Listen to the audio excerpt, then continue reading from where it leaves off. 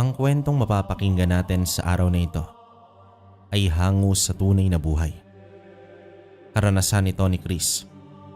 Walang eksaktong taon. Probinsya ng Abuyog, Leyte. Bago natin simulan ang kwento mga kabaryo, sa mga hindi pa nakapag-subscribe, pindutin lamang ang subscribe button. Mapapakinggan nyo rin kami sa kwentong kalakbay. Bali ngayong araw pala, 2 istorya yung mapapakinggan ninyo. Yun lang naman, ituloy na natin ang kwento. Isang ordinaryong manggagamot lamang si Lolo Erning noong mga panahong nasa edad 30 mahigit pa lamang siya. At tanging panggagamot lamang sa mga simpleng sakit ang kanyang ginagawa. Hindi kasi ito masyadong maalam sa larangan ng panggagamot. Mapagpalang araw kabaryo at sa lahat ng mga masugid na nakikinig dito sa inyong programa. Itago mo ko sa pangalang Chris. Naninirahan dito sa parte ng Abuyog, Leyte.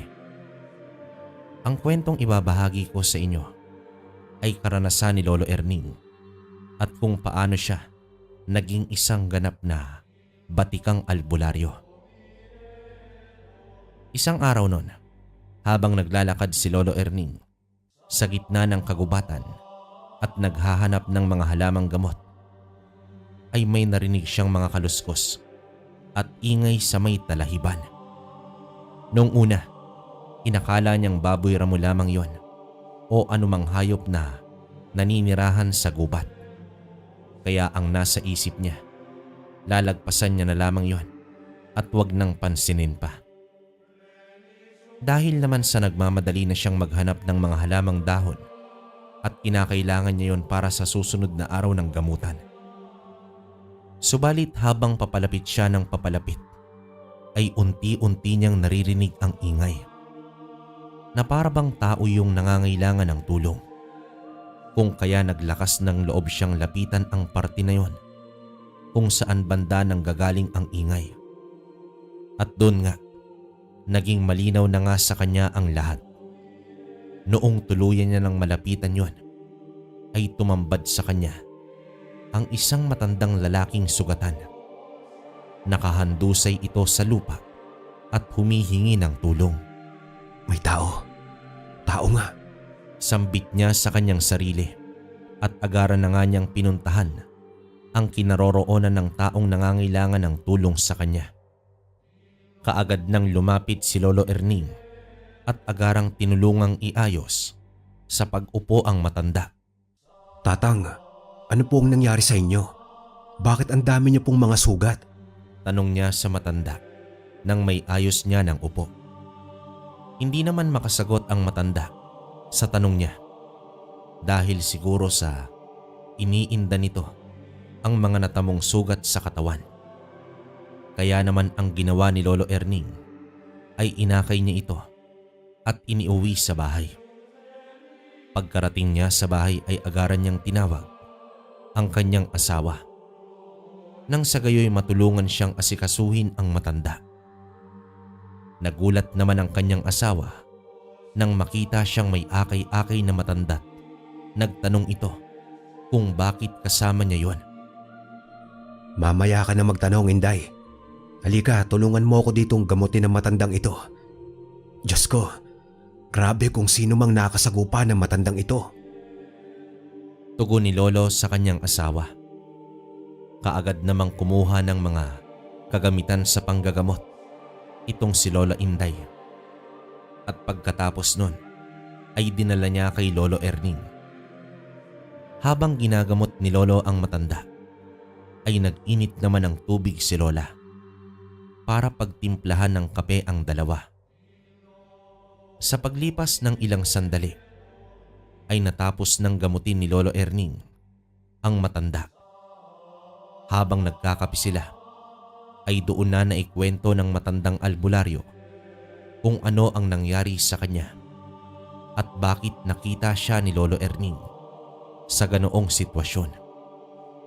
Ayon nga sa matandang albularyong si Tata Esteban, ay may hinuhuli siyang aswang na mambabarang na naninirahan doon sa baryo kung saan nakatira itong si Lolo. Kaya naroroon siya't nagmamasid-masid. Subalit, noong napadpad siya sa may kagubatan, ay doon niya na naaktuhan ang lalaking aswang. Nalaman din ng albularyong kaanak pala ng kapitan sa baryong yon ang aswang na hinahanap niya. Kaya naman, nagkasagupaan sila. Subalit sadyang napakalakas ng aswang at gawa na rin ang katandaan niya. Kamunti ka na siyang mapatay nito. Mabuti na lang at may naipon pa siyang konting lakas. Kung kaya, ibinuhos niya na't lumaban talaga siya para hindi matalo ng aswang na yon. Hindi ko lubos sa kalain na may aswang palang naninirahan dito sa baryo namin. Bulalas na wika naman dito ni Lolo Ernie. Anya pa, kaya pala ilang araw na rin siyang nakakarinig ng huni ng wakwak sa kanilang baryo. Kaya lang ay hinahayaan niya lang yon sa pag-aakalang napapadaan lang at nagkakataon lamang yon. Hindi lang nagkataon ang lahat, bata. Pagkat sa tingin ko, kagagawan iyon ng kaanak ng kapitan. Habang nag-uusap sila, ay sinuwestiyon naman sa kanya ng matanda na kung nais niya bang mas matutunan pa ang kanyang kakayahan sa panggagamot, ay tuturuan pa siya ng matanda ukol sa larangan ng pagiging magaling na isang albularyo. Hindi naman nagdalawang isip itong si Lolo Erning at walang pag-aalinlangang sunod-sunod itong tumango. Simula nga noon, kabaryo, ay tinuruan na nga siya ni Tata Esteban kung paanong gawin ang tamang proseso sa panggagamot. May inaral din silang mga orasyong Latin. Tinuruan rin siya nito sa kung papaanong makipagsagupa sa aswang at pinalakas pang lalo ng albularyo ang kakayahan ni Lolo. Sa paglipas nga ng mga araw, ay unti-unti nang natututunan ni Lolo Erning ang tamang pamamaraan sa pagiging albularyo. Dumagsa na rin ang mga taong nais magpagamot sa kanya at hindi nga kalaunan ay mas dumarami pa ang mga taong nagpapagamot sa kanya. Lalo na noong nalaman ng mga itong may napagaling si Lolo Erning na batang kinuha ng engkanto. Si Tata Esteban naman ay pasimple lang na nagmamasid sa paligid at hinahanap ng kanyang mga mata ang kamag-anak ng kapitan. Batid niya kasing may gagawing masama na naman ito kung kaya lumalapit sa baryo nila Lolo Erning.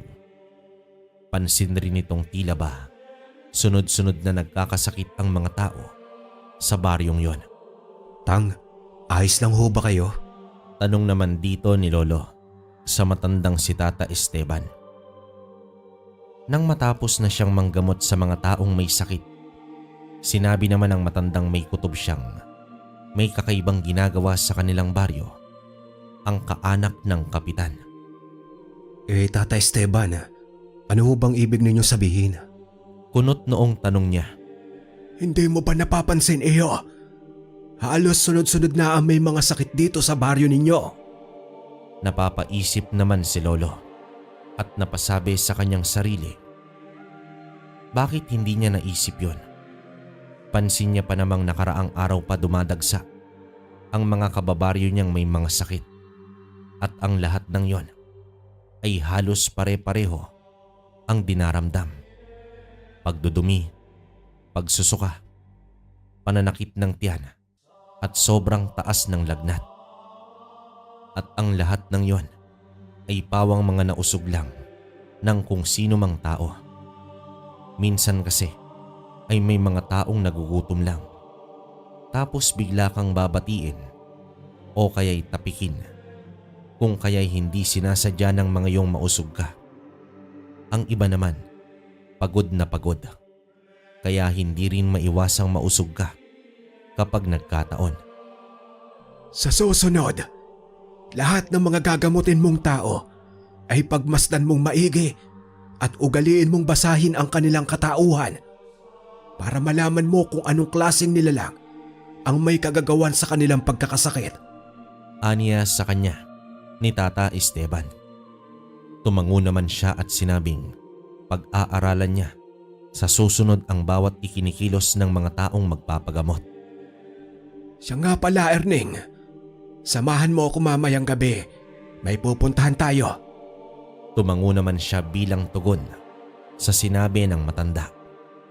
Batid niya kasing magmamanman na naman si Tata Esteban dahil magpasa hanggang sa ngayon ay hindi niya pa rin mahuli-huli ang aswang na mambabarang. Malamang sa malamang, nagpapagaling pa po yung aswang na nakasagupa ninyo, Mang Esteban. Ikaw ba naman ang makasagupa ang magaling na albularyo? Pasalamat na lang talaga ang aswang na iyon at hindi siya napuruhan at namatay. Pagmamalaking wika niya sa albularyo. Napangiti naman itong si Tata Esteban at ginulo ang buhok niya na para bang anak niya ito. Pagkatapos ay nagpaalam itong magpapahinga na muna. Sige po, Tata Esteban. Sabihan niyo lang po ako mamaya kung anong oras po tayo aalis. Saad niya sa albularyong matanda. Nakangiti naman itong nagsabing mga 7:00 ng gabi. Aalis ito mamaya. Sa paglipas ng ilang oras ay muling naging abala itong si Lolo Erning sa ginagawang panggagamot. At noon ngang sumapit na ang gabi ay agaran niya ng inihanda ang kanyang sarili. Nag-usal muna siya ng orasyon at iniihip sa katawan para sa pambakod. Nang sa gayoy, kung may makasagupa man silang nilalang at hindi kaaya-aya, ay hindi naman siya mapupuruhan kaagad. Matapos niyang mag-usal ng orasyon at maghanda ng mga gamit ay kaagad na siyang lumabas ng kwarto. Naghihintay na sa kanya si Tata Esteban sa labas ng bahay. Erning, iho. Tara na, umalis na tayo para masimulan na natin ang gagawin. Pag-aayang sabi sa kanya ng matanda. Sige po, Tata Esteban. Maiksing tugon niya rito. Ay, teka, sandali. Aniya ng albularyo at may iniabot sa kanya. Noong tingnan niya ang bagay na ibinigay sa kanya ng albularyo, nakita niyang parang pabilog at kasing laki ng piso. May nakaukit na salitang Latin at nung mahawakan niya yon ay para bang may boltaheng gumagapang sa kanyang katawan. Para siyang nakukuryente at lumalakas bigla ang kanyang pangangatawan. Natanong naman ni Lolo Erning kung ano ang bagay na yon na iniabot sa kanya ni Tata Esteban. Sinabi naman sa kanya na isang medalyon ng infinito ang bagay na binigay sa kanya at wag na wag niyang aalisin sa katawan yon pagkat matutulungan siya nito at maililigtas sa oras ng kapahamakan. Matapos nilang makapag-usap ay kaagad na silang umalis. Bitbit ang ilawan ay tinuntun nila ang kagubatan. Habang nasa daanan sila ay panay ang pagtatanong ni Lolo Erning kay Tata Esteban kung saan nga ba sila pupunta at ano ang kanilang gagawin. Sinenyasa naman siya na wag maingay at sumunod na lang rito.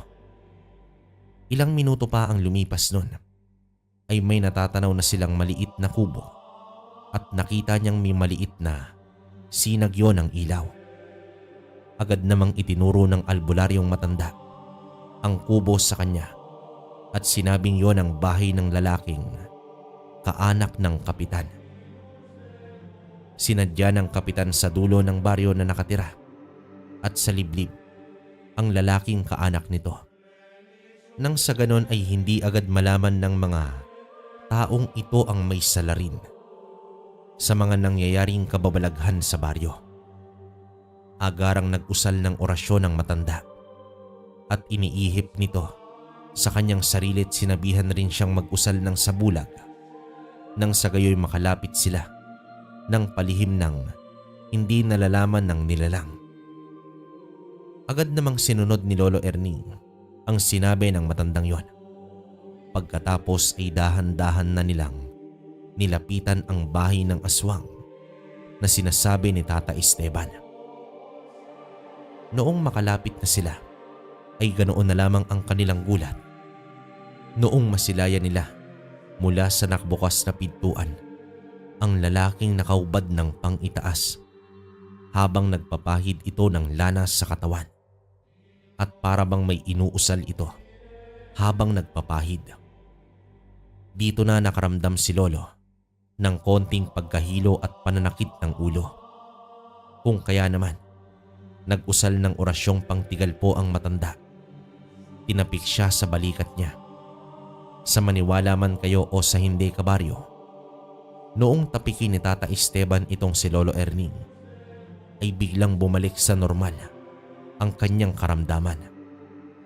Dahil nga sa baguhan pa lamang siya, ay nakalimutan niya palang mag-usal ng tigal po.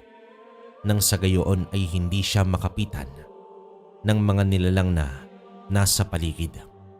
Lalo na ang mga inuusal na orasyon ng nasa kaliwa. Nangingiti namang nagwika sa kanya ang matandang marami pa siyang dapat na matutunan. Matapos ngang gumaan ang kanyang pakaramdam, ay nagsalita naman siya ng, Tata Esteban, may aswang po.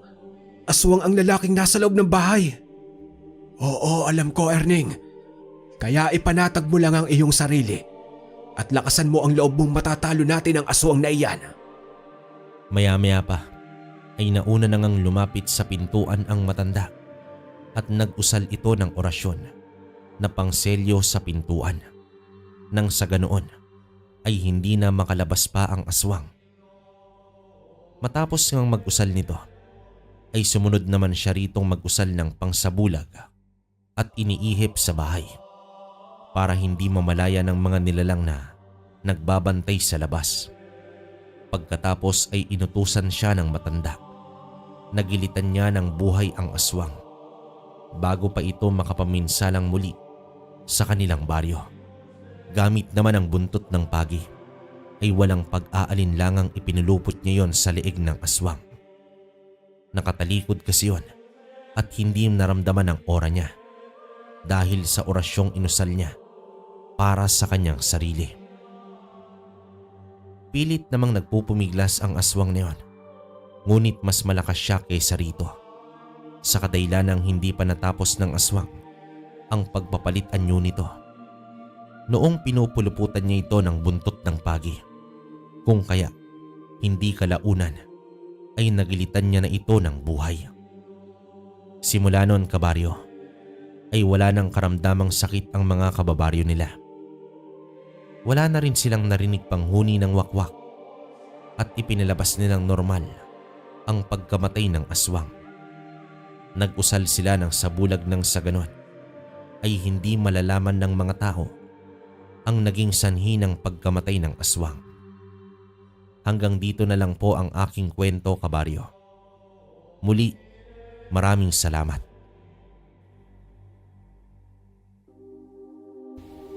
Ang kwentong ito ay mula sa isa nating kabaryo. Sa isang liblib na baryo, sa lugar ng Bicol, may isang lalaki na naging tagapagmana ng isang mutya at bumago ito sa kanyang buhay. Kilalanin natin si Biboy. Siya ay panganay sa 2 anak, nina Lusing at Tonyo. Sila ay may taniman ng kakao. Binibenta nila ito sa merkado kapag hinog na at ang iba naman ay ginagawa niyang tableya. Isang payak ngunit kontento sa buhay ang pamilya. Puno din sa magagandang aral ang magkakapatid. Panahon ito ng bakasyon. Kaya naman halos araw-araw nagsusuplay ng tableya si Biboy sa mga nagtitinda sa palengke. Pero ang tahimik na baryo ay may tinatagong lihim. Ang mga tao dito ay umiiwas sa usapin tungkol sa isang bagay gawa nga ng takot at kaligtasan.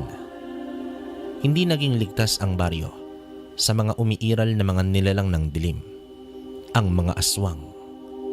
Kaya ang bawat bahay ay may mga nakapalibot na asin. Ginagawa ito ng mga tao pagsapit ng 5:00 ng hapon. may nagpapausok pa ng mga balat ng niyog. Ang mga simpleng bagay na ito ay mabisang pangontra sa mga aswang. Nasa maliit na pook lamang ang baryo at napapaligiran ito ng mga matatayog at mayayabong na mga puno. Ang tanging lugar na matao ay ang sentro ng mga kalakal. Bukod nito ay literal na tahimik na ang buong lugar. Pagpatak pa lang ng alas 5 ay nagsisiuwian na ang mga tao sa kani-kanilang tahanan. Tanging pag-iingat at pag-iwas na lamang sa mga aswang ang nagagawa ng mga tao. Walang may naglakas loob na makipaglaban sa mga nilalang ng dilim. Sa mga pagkakataong umaatake ang mga ito, tanging pagdarasal at takot na lamang ang lumulukob sa mga nakakarinig. Ang paligid na ganito ang nakamulatan ni Biboy. Gayunpaman, tinanggap na lamang niya ito. Ngunit sa kaibuturan ng kanyang puso ay ang pagdanasang lipulin lahat ang mga nilalang na nagbibigay sa kanila ng salot. Lumaki naman si Biboy na may mga naririnig na angil at hiyawan. Pagkaawa na lamang ang kanyang nararamdaman sa bawat biktima sa kanilang baryo. Ang mga katawang natatagpuan ay agad naman nilang sinusunog dahil sa pinaniniwalaang magdudulot ng kakaibang sakit ang bangkay na biktima ng mga aswang. Biboy, gumagabi na. Kunin mo na ang mga tableya. Utos ng ama habang nakitang nakatulala ang anak. Sige po itay. Tugon naman dito ni Biboy. Iniisip niya kasi kung saan ba nagmumula ang mga aswang na pilit ng bibiktima sa kanilang baryo. Bakit ang mga tao ay hindi man lang gumawa ng kilusan upang labanan ang mga salot sa gabi?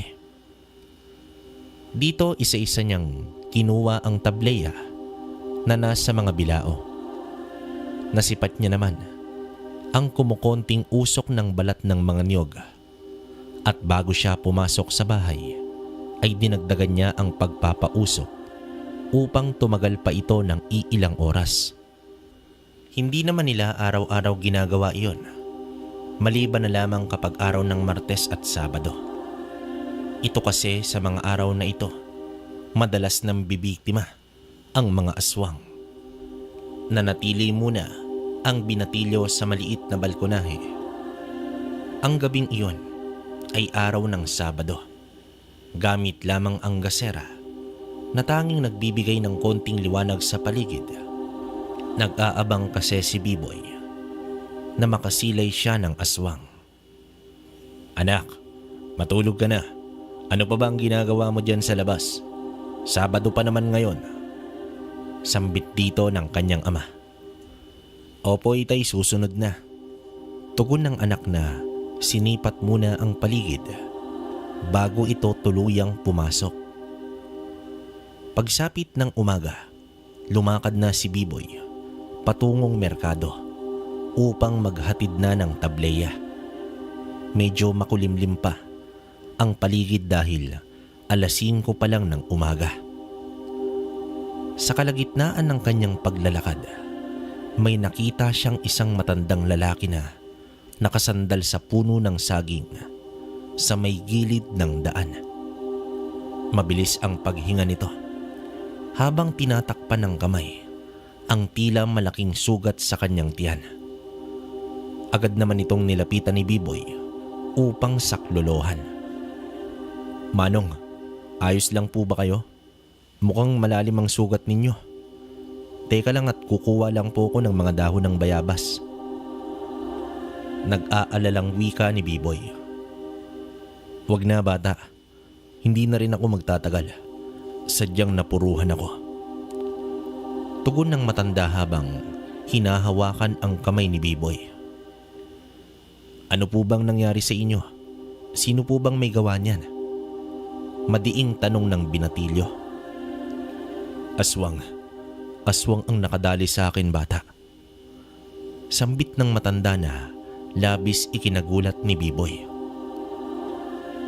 Nakilala niya naman ang lalaking ito bilang si Mang Jose. Ayon sa matanda, nagmula pa siya sa malayong lugar. Napadpad lamang siya sa kanilang baryo dahil sa pagsugod niya sa aswang na siyang nananalasa din sa kanyang pinagmulang lugar. Inilahad niya sa binatilyo na isa siyang antingero. Dala na rin sa katandaan, may mga nakaligtaan na siyang mga kilos sa pakikipaglaban. Ika nga nila, kinakalawang na at may iniindan na ring karamdaman na likas sa katawan ng tao, antingero man o hindi. Makinig ka sa akin, Biboy. Wala na akong panahon na maganap pa ng tao na magtataglay ng tangan ko. Ramdam ko sa'yo ang pagiging mabuting nilalang. Kaya pakiusap, tanggapin mo ito. Ang bagay na ito ay makakatulong upang tugisin ang mga aswang. Wika ni Mang Jose habang iniaabot ang mutya ng kampana. Ipinaliwanag ni Mang Jose ang lahat. Abot sa makakaya niyang habang hirap na sa kanyang kalagayan. Hanggang sa nagbitiw na, nang huling hininga ang matanda at tuluyan na itong lumisan. Itinago ni Biboy ang kwintas ng mutya. Mabilis siyang tumakbo at humingi ng tulong. Nang makita na ng mga tao ang katawan ng matanda, ay agad naman silang nagsagawa ng siga at sinunog na ang bangkay nito. Habang nagliliyab na sa apoy, ang antingero ay marahan niyang kinapa ang bulsa kung nasaan ang mutya. Naging malaking palaisipan pa sa kanya ang bagay na yon. Marami pa kasi siyang katanungan ngunit hindi na ito nasagot ni Mang Jose. Isa na namang kawawang kaluluwa ang kinuha ng mga demonyong aswang na yan. Sambit ni Tonyo matapos mabalitaan ang nangyari. Malamang tay, nakatakas pa siya kagabi, ngunit nagtamo ng malalang sugat. Wika naman dito ni Biboy. Hindi naman ipinaalam ni Biboy ang nakuha niyang mutya mula sa matanda. May kamalayan naman siya sa mga antingero, base na rin sa mga kwentong nakakalakihan niya. Habang sinisipat niya ang mutya, ay iniisip niya kung totoo ba ito at papaano ito gagamitin. Konting detalye lang kasi ang nabanggit ng matanda bago ito tuluyang bawian ng buhay. Kinagabihan sa mismong araw na iyon, habang nakahiga niya ito, ay nakaramdam siya ng pagiging balisa. Umaalinsangan ang paligid at hindi ito mapakali. Kaya naman lumabas muna si Biboy upang magpahangin sa balkonahe. Sa ilang minuto pa lamang nitong pananatili ay may napansin siyang isang babae na naglalakad. Subalit taliwas ang galaw nito sa taong normal na naglalakad. Tila lumulutang sa ere ang babaeng yon. Animoy dumaan lang ito sa kanilang tapat, ngunit hindi pa sumasayad sa lupa ang mga paa. Nakasuot ito ng mahaba at puting damit, ngunit madumi. Napagtanto na lamang niya na baka isang multo ang kanyang nakita. Natatakot man si Biboy, pero pilit niya itong nilabanan. Sinipat pa niya kung saan ito nagpunta, hanggang sa nawala na ito sa dilim. Ang mga kakaiba at nakakatakot na mga karanasan ay halos gabi-gabi niya nang nararanasan simula noong mapunta sa kanya ang mutya ng kampana. May mga pagkakataon na nakakasilay na lamang siya ng kakaibang nilalang kahit pa mataas ang tirik ng araw. Isang araw nun, habang abala siya sa paghahatid ng mga tableya sa mga tindahan ay may napansin siyang babae.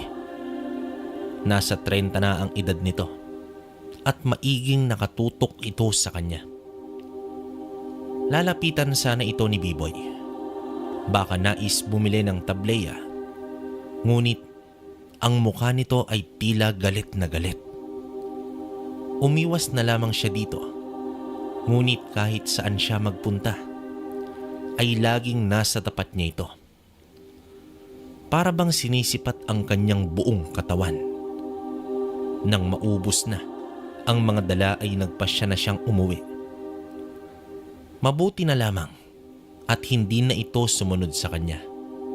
Subalit pagsapit ng gabi, habang nagkwekwentuhan ang mag-anak, matapos ang hapunan, ay nakarinig sila ng tik-tik. Agad naman silang kumilos, gaya ng nakasanayan sa tuwing may nagpaparamdam na aswang. Pumasok na ng kwarto si Lusing kasama ang anak na si Lira at nag-umpisang magrosaryo, habang ang mag-ama naman ay kumuha ng asin at ibinudbod sa loob ng bahay. Sa may sala pumwesto si Tonyo, habang nasa kusina naman si Biboy, bit-bit ang kanyang itak, hanggang sa may dumapo na sa kanilang bubong. Dito mas nilakasan pa ng mag-ina ang pagdarasal na tila kinaiirita ng tiktik. Kumuha naman si Tonyo ng mahabang sibat na gawa sa kawayan at nakahanda na kung sakaling susubukan ng aswang na wasakin ang bubong nila. Sa isip naman ni Biboy, alam niyang hindi nagsisinungaling itong si Mang Jose tungkol sa mutya, kaya marahan siyang lumabas ng kusina at sinipat kung saan banda ang aswang nakadapo. Hanggang sa nakita niya ang pakpak ng aswang na nakatalikod mula sa kanyang lokasyon. Walang pag-atubili ay sinabuyan niya ito ng asin, dahilan upang umangil at lumipat sa puno ang aswang. Kitang-kita ni Biboy ang malahiganting paniki na nasa puno nagtatago. Lumakad naman siya at dinuro niya ng itak ang nilalang na yon. Batid niya ang pagdadalawang isip nito na umatake sa kanya. Pinagbabato niya ng asin ang puno hanggang sa lumipad papalayo ang nilalang. "Biboy, bakit ka lumabas? Bumalik ka na dito." Sigaw na sambit ng ama habang nakasilip naman sa kanilang bintana. Pagkaakyat niya ay pinagsabihan siya ng ama na wag nang gagawin ulit ang ginawa niya. Labis itong nag-aalala para sa kanyang anak. Pero alam ni Biboy na hindi lamang ang asin ang dahilan kung bakit umalis ang aswang na yon. Ramdam niya ang kakaibang tapang at lakas sa mga sandaling nakaharap niya ang tiktik. Sa kanyang paghiga ay hinawakan at sinipat niyang maigi ang kwintas na yon. Tila ba may dumadaloy na kakaibang enerhiya na nagmumula dito patungo sa kanyang katawan. Napangisi naman si Biboy at sumagi sa isipan na isa na siyang lihitimong antingero. Isang gabi, biglang nagising si Biboy at nakaramdam ng mabigat na enerhiya. Lumabas siya ng kwarto at batid niya na mahimbing na ang pagkakatulog ng kanyang pamilya. Kinuha niya ang itak at sibat. Sa paglabas niya ng bahay ay nakatanaw siya sa bahaging may nararamdaman siyang kasamaan. Isang maliwanag na gabi, buhat sa sikat ng buwan. Matapang na tinungo ni Biboy ang lugar na iyon at doon niya nakita ang iilang kabahayan na nagkakagulo dahil umano sa isang aswang. Hanggang sa nakita niya ang isang nilalang na lumipad at dumapo pa sa isa pang bahay. Palihim na tinungo ang bahay habang kinakalampag ng tiktik. Ang bubong ng bahay ay humarap ng posisyon si Biboy upang maibato niya ang sibat. Sa buong lakas at tapang ay malakas niyang ibinato ang sibat na iyon sa likuran ng aswang, dahilan upang mahulog ito at lumagapak sa lupa. Sa pagkakataong iyon ay mabilis na nilapitan ni Biboy ang nilalang na iyon at inundayan ng taga. At nang mapansin ng mga tao na hindi na nakakalipad pa ang aswang, ay bumaba sila ng bahay at tinulungan nila si Biboy. Walang awang binanata nila ang salot sa baryo. Mga palo at taga ang umulan sa aswang, dahilan sa tuluyan nitong kamatayan. Nagliliyab na ang aswang nang makarating si Tonyo kasama naman ang pamilya. Doon nalaman nila ang ginawang katapangan ni Biboy. Pero imbes na matuwa, dala na rin sa matinding pag-aalala, ay pinagalitan ng ama si Biboy at hinila pauwi ng bahay. Habang nasa daan ay tumanggap ng mga salita si Biboy mula naman sa kanyang ama. Pero sa kabila nito, tila kaginhawaan sa dibdib ni Biboy ang namutawi. Hindi niya akalain na nagawa niyang pabagsakin ang aswang na yon. "Biboy, nais mo bang magpakamatay? Alam mo ba na napakadelikado ng iyong ginawa? Paano kung nabiktima ka ng aswang na yon?" Wika ng ama sa magkahalong galit at pag-aalala. Hindi na lang sumagot si Biboy at nagtungo na ito sa kanyang kwarto, alinsunod na rin sa pakiusap ng kanyang ina. Doon sa kanyang kwarto ay napangisi na lamang siya dahil sa wakas may kakayahan na siyang makipaglaban sa mga salot ng baryo. Kinabukasan naman ay naging usap-usapan ang ginawa ni Biboy. Tila ba biglang sumikat ang kanyang pangalan. Namangha ang mga tao at nagpasalamat sa kanyang ginawa habang naglalakad siya patungong palengke. Nakaramdam naman siya ng hiya, ngunit may pagmamalaki sa kanyang sarili. Ang mga ngiti ng tao ay nagpapalakas pa, lalo sa loob ni Biboy na muling sumaguba ng isa pang aswang. Ang pangyayaring iyon ay nasundan pa ng makailang ulit. Ngunit matinding takot naman at pangamba ang dulot nito sa kanyang pamilya. "Magtapat ka nga sa akin, Biboy. Bakit ba lumakas ang loob mo na harapin ang mga aswang? Hindi ka naman ganyan dati ah. Alam mo ba na sa tuwing nababalitaan namin na nakikipaglaban ka na naman sa aswang, halos ikamatay na namin sa matinding pag-aalala?" Wika naman dito ng kanyang ama. Sa mga salitang yun, hindi na naitago pa ni Biboy ang totoong dahilan. Dito niya ipinagtapat sa kanyang pamilya ang tungkol sa mutya, kung papaano niya ito nakuha. Hindi naman ito natanggap ng kanyang ama dahil nga sa takot nito na baka mapahamak ang kanilang anak. "Itay, hanggang kailan na lang ba tayong mabubuhay sa takot? Para tayong nakakulong sa lugar nito sa tuwing sasapit ang dilim. Magsusunog na lang ba tayo ng bangkay sa tuwing may nabibiktimang mga aswang na yan? Paano kung isa sa atin ang mabiktima, tay? Kung ayaw at sa gusto nyo, lalaban ako, tay. Mas mabuti nang mamatay na lumalaban." Katwiran naman dito ng binatilyo. "Iyan ba ang natutunan mo sa mutya? Ang sumagot sa akin ng ganyan? Ayaw ko lang na mapahamak ka. Demonyong kalaban mo. Demonyo!" Wika ng ama sa mataas na tono. Nagkaroon ng hidwaan ang mag-ama sa gabing yun. Natigil lamang sila dahil naman sa pagsasalita ni Lusing. Wala naman kinampihan ang ilaw ng tahanan. Habang nasa kwarto si Biboy, ay napaisip ito ng gusto. Wala namang mali sa kanyang ginawa. Oo, naiintindihan niya ang takot ng ama.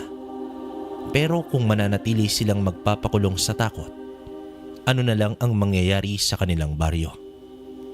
Hahayaan na lang ba nila na isa-isa silang mawala ng dahil sa aswang. Mga bagay na mas pinili ni Biboy na bigyan ng kasagutan sa pamamagitan ng pakikipaglaban sa mga nilalang. Isang hapon, bandang 5:00, naabutan ni Tonyo na pinag-aagawan ni Lusing at ng isang babaeng silira sa mismong likuran ng bahay.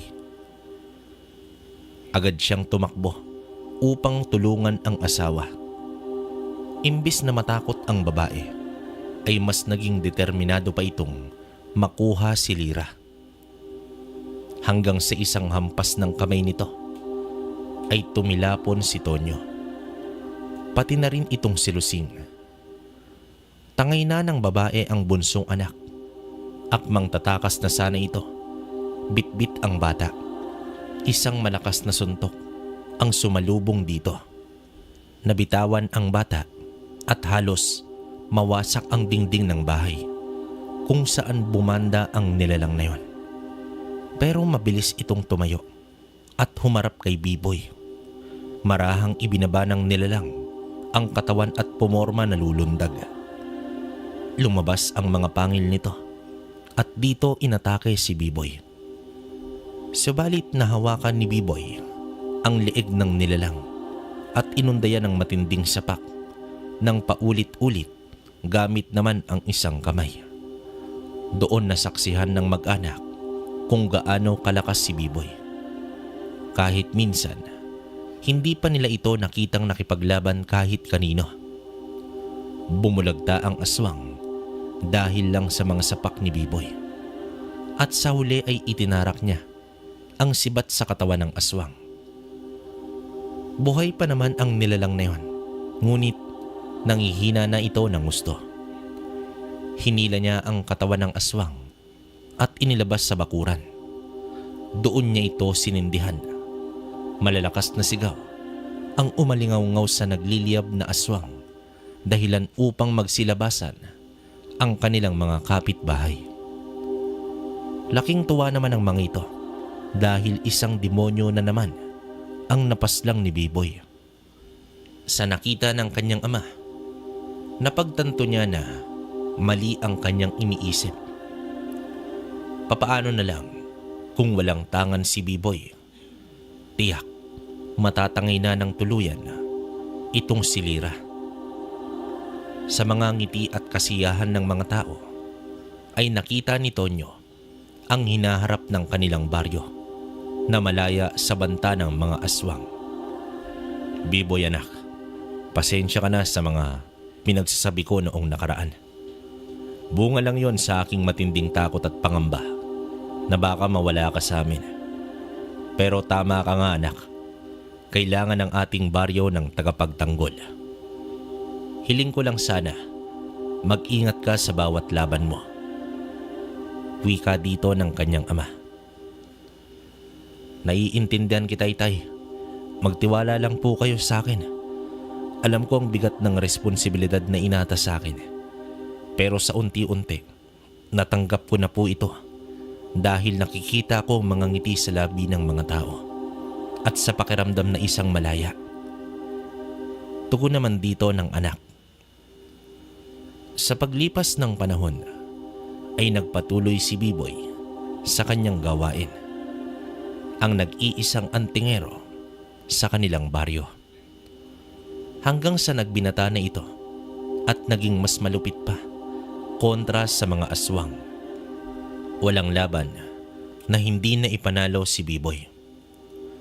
Buo din ang suporta ng mga tao na tumulong sa kanya sa tuwing nahihirapan ito sa laban.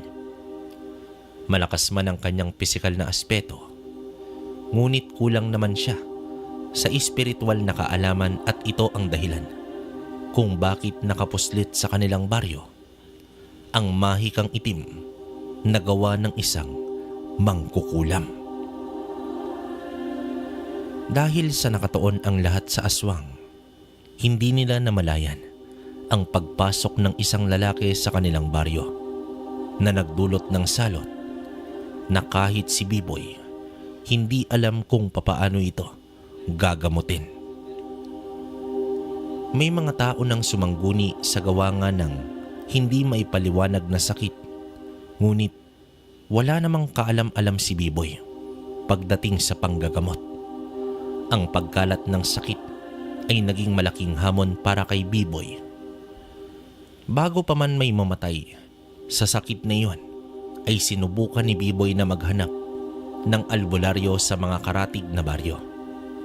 Makalipas ang 1 linggo, ay nakabalik na si Biboy kasama ang albularyong itago natin sa pangalang Mang Igme. Subalit 3 kabahayan agad ang nakita niyang may pinaglalamayan. Ang mga mata ng tao ay naging matamlay at malungkot. Diyos ko, anong lagi mang bumalot sa lugar na ito, Biboy? Gulat na wika ng albularyo. Hindi naman makapagsalita si Biboy sa pagkagulat din sa kanyang mga nakita. Hindi na lamang sila dumaan sa mga namatayan at dumiretso na sa bahay upang maisagawa na ng albularyo ang pangontra sa sumpa na lumulukob sa buong lugar. Matapos may pakilala ni Biboy ang kasama sa pamilya, ay hindi na sila nagtagal sa tunay na pakay nito. Ipinagamit ni Biboy ang kanyang kwarto para sa mga kagamitan at sa ritual ng albularyo. Ilang oras din na nagkulong ang matanda sa kwarto, habang hindi naman mapakali ang binata na naghihintay sa resulta ng ritual. Layunin ni Igme na matukoy ang kinaroroonan ng mangkukulam. Ilang oras pa bago lumabas ang matanda na mukhang hapong-hapuna, uminom muna ito ng tubig bago naman inilahad ang kanyang nalaman. Masyadong mailap ang mangkukulam, Biboy. Hindi ko man natukoy ang eksaktong kinaroroonan nito. Ngunit nakikilala ko siya. Siya si Ungga. Minsan ko na siyang nakaharap, subalit nakatakas dahil sa pagiging tuso nito. Sa tangan mo, Biboy, tiyak akong matatalo mo siya. Sa ngayon, dapat nating makilala ang huling pinadapuan niya ng sakit. Salaysay dito ng albularyo. Sige po, Mang Igme. Aalamin ko ang huling biktima ng demonyong yan. Tugon dito ni Biboy. Agad nang lumakad ang antingero kahit papalubog na ang araw. Bago naman lumalim ang gabi, ay nakabalik na ang binata at magkasabay silang umalis ng albularyo upang puntahan ang biktima na isang batang babae. Sa mga ginawang ritual at panggagamot ay natukoy ni Igme ang kinaroroonan ng mangkukulam. Habang nakikipaglaban pa sa espiritual na aspeto, ang matandang albularyo ay pinalakad na nito ang antingero papunta sa itinurong lugar. Dito mabilis na umalis si Biboy at nagpunta sa kagubatan.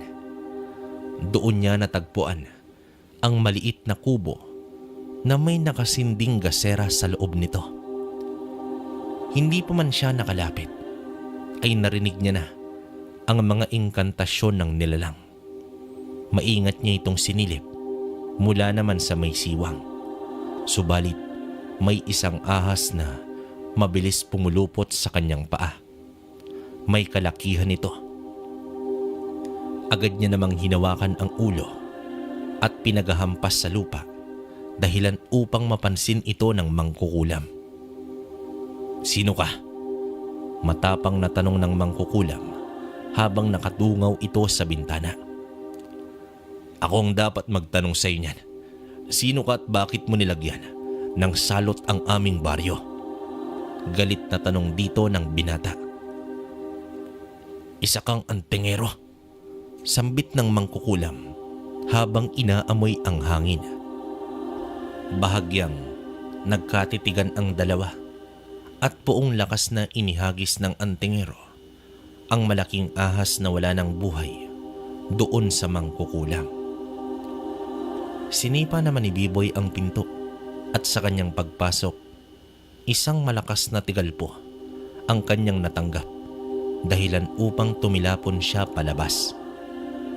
Naging malakas na sandata ng mangkukulam ang malalakas nitong usal laban sa antingero. Hindi man lang nakalapit si Biboy sa ginagawa ni Ungga. Humahalakhak na ang hukluban at ipinagmamayabang pa ang kakayahan nito. Malakas ka lang, antingero, sa pisikalan, pero tingnan natin ang lakas mo laban sa aking mahika. Natatawang sambit dito ng mangkukulam. Napatigil naman si Biboy at nag-isip ng paraan hanggang sa nakita niya ang mga tuyong dahon ng saging sa paligid. Inipon niya ang mga ito at inilagay sa ibabang parte ng kubo, at dito sinindihan ang mga dahon. Mabilis na umapoy agad ang kubo. Nasunog ang isang bahagi nito. Akmang tatakas na sa bintana ang mangkukulam, ngunit nakaabang na pala si Biboy doon. Bumalik sa loob si Ungga at halatang natataranta na. Demonyo ka, dahon ng saging lang pala ang katapat mo. Sige, lumabas ka ngayon. Paghahamon ni Biboy na nakahanda na sa kanyang itak. Mabilis na kumalat ang apoy dahil gawa lamang sa amakan ang kubo ng mangkukulam, hanggang sa tanging pagsigaw na lamang ang nagawa ng mangkukulam na yon. At dahil sa hindi na natiis ang init, ay lumabas na ito ng bahay. Doon siya nahawakan ni Biboy. Isang malakas na suntok, dahilan upang tumilapon pabalik ng kubo ang mangkukulam. Tila impyerno sa lupa ang naranasan ni Ungga nang magliyab ang kanyang katawan. Kitang-kita naman ni Biboy ang pakikipaglaban ni Ungga sa apoy, hanggang sa tuluyan na itong bumagsak at natupok. Ang baryo namang iyon ay muling nailigtas sa tiyak na kapahamakan na dulot ng mangkukulam. Sa kadailanang ito ay ninais ni Biboy na aralin ang mga usal na panlaban sa ganitong kalaban. Ang buhay ni Biboy ay tuluyan ng nagbago simula nang pasukin niya ang mundo ng lihim na karunungan sa tulong ng mutya ng kampana. Hanggang dito na lang ang kwento natin, mga kabaryo. Maraming salamat sa inyo. Okay, opinion ko sa kwento natin. Grabe, hindi na bago sa atin yung mutya ng kampana. Alam naman natin kung gaano kalakas yan. Pati dun sa kwentong baryo natin, siguro lagpas 5 kwento na yung may tangan ng mutya ng kampana, no? Ang parang pinagkaiba lang neto, binigay ng matanda kay Biboy yung mutya. Siguro maganda rin kung nagkwento yung matanda, no, tungkol sa buhay niya.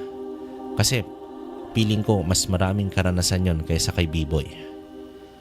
Sa ngayon, huli kong nakausap si Biboy. Hindi ko sure kung siya talaga si Biboy. Pwede kasing, alam mo na, kakilala o ganun. Matagal na. Almost 4 months na. Kasi matagal na tong kwento na to. Ngayon lang natin na ere. Kaya Biboy, o kung sino man yung nagpadala, ito na yung storya mo. Yan. Comment kayo sa baba para mabasa niya, mabasa ko rin. Nga pala, kabaryo, baka magkaroon tayo ng isang channel natin about naman sa multo. Kasi yun nga, matagal ko nang sinasabi sa inyo na ang dami nagpapadala sa atin about sa multo. Ayoko namang ihalo dito kasi medyo hindi maganda. So titingnan natin, gagawa tayo ng channel na puro multo. Sasabihin ko sa inyo yung name nun pag okay na. Kasi tansya ko lagpas 15 story na yon yung hawak ko. Pero titingnan pa natin. Kaya tutok lang muna kayo. Saka medyo namamalat ako, saka kinakapos. Ang gagawin natin tuwing gabi na yon. So bali yung kwentong baryo natin yung main 10:30 ng umaga. Ito naman 4:30 ng hapon. Siguro yung kwentong alakbay natin kasi alas 2 eh. Minsan 1:00, alas 2 yun. Tapos ito 4:30. Tapos sa gabi siguro okay sa inyo? Pwede kayo mag-suggest between 6 p.m. to 8 p.m. Yan. Suggest kayo para magawan ko ng schedule yung kwento ng about sa multo. So yan, tingnan lang natin. Ngayon medyo masama talaga yung paramdam ko, pero pinipilit kong inarate to para sa inyo. So salamat ulit sa mga sumusuporta. Paano? Hanggang dito na lang muna yung kwento natin, kabaryo. Hanggang sa susunod. Maraming salamat.